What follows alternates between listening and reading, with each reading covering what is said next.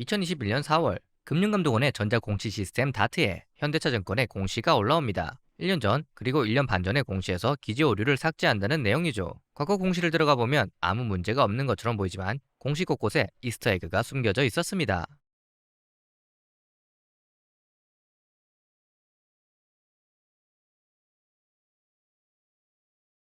흰색 글씨로 돈 많이 벌고 싶다, 공시 업무 지겨워, 화이팅이라는 글자가 1년 넘게 숨겨져 있던 것이죠. 오늘의 수업 내용은 기업 공시 사이트에 올라왔던 어이없는 실수 혹은 웃긴 공시들입니다.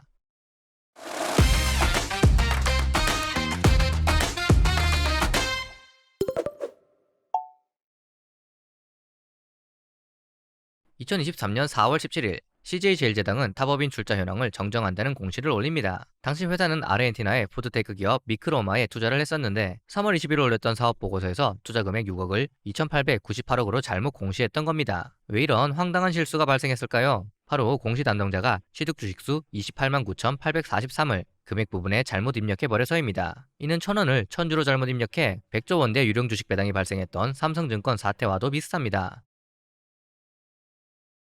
이처럼 공시 내용은 담당자가 직접 입력하기 때문에 종종 실수가 발생합니다. CJCL제당은 2011년 7월에도 당기순이익을 412억으로 발표했다가 해당 수치가 기재 오류라며 다음날 1086억으로 수정하기도 했죠.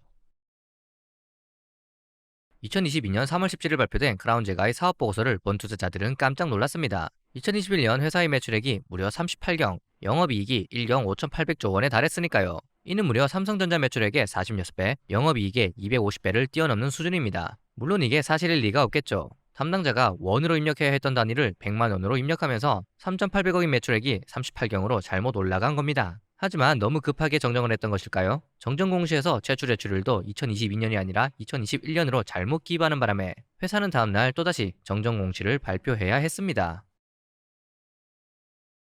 마포갈매기, 연한식당 등 프랜차이즈 사업을 하는 디디미앤F는 2019년 매출액 1,253억, 순이익 14억을 기록하는 안정적인 회사였습니다. 하지만 2020년 코로나 사태가 터지면서 회사는 위기를 맞았고 이범택 대표는 2021년 3월 배달 전문 업체인 정답유통에 회사를 넘깁니다. 정답유통의 대표인 이정민이 디디미앤F의 새로운 대표가 되었고 대표의 친구인 이용호 등을 이사회에 앉혔죠. 그러나 당시 자본금 100만원, 자기 자본 900만원에 불과했던 정답유통은 인수금 425억 중 175억을 차입했고 주식을 담보로 제공합니다.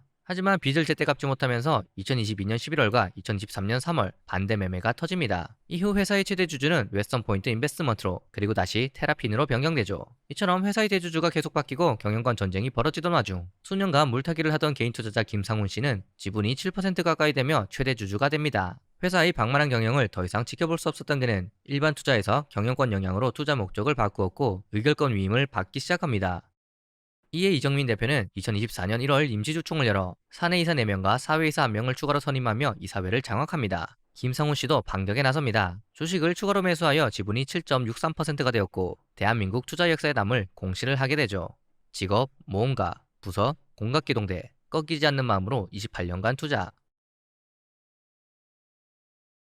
사람들은 그를 모험가자라고 부르며 응원했고 10일 후에는 또다시 추가 매수를 하며 필사즉생, 필생즉사의 결의를 밝힙니다.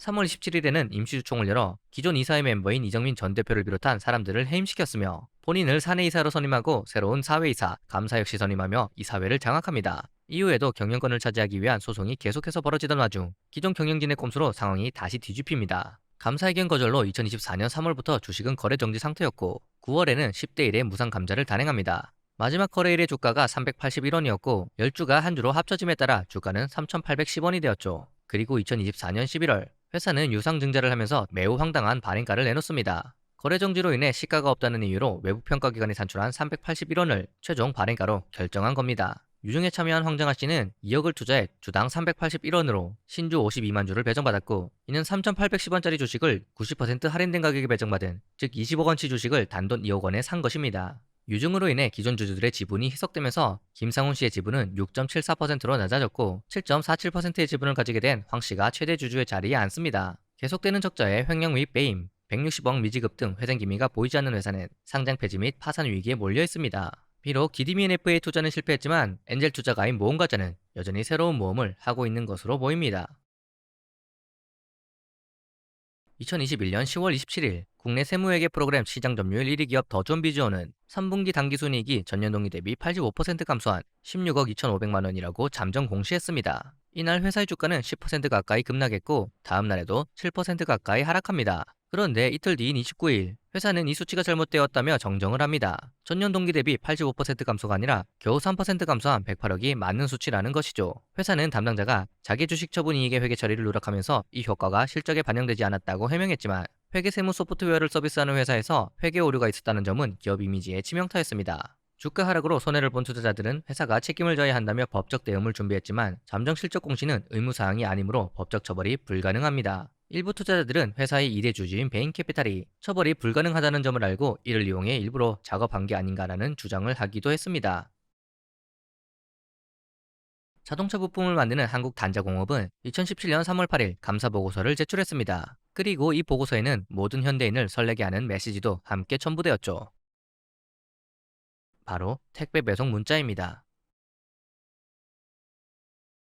가발용 합성섬유 전문기업 우노앤컴퍼니는 2010년 상장 이후 7년이 넘게 공모가를 넘지 못하였습니다. 이에 참다 못한 소액주주들은 2017년 주주총회에 앞서 칼을 빼듭니다. 주식 배당, 2대 주주 측 이사 및 소액주주 측 감사 선임, 이사의 보수 한도를 5억으로 제한, 유상감자를 주총의안에 상정합니다. 참고로 이때 2대 주주는 스노우폭스 그룹의 회장인 김승호 씨입니다. 소액주주 운동을 주도했던 이들은 다른 소액주주들에게 의결권을 위임해달라며 공고를 띄웠고 그 내용은 매우 직설적이었습니다.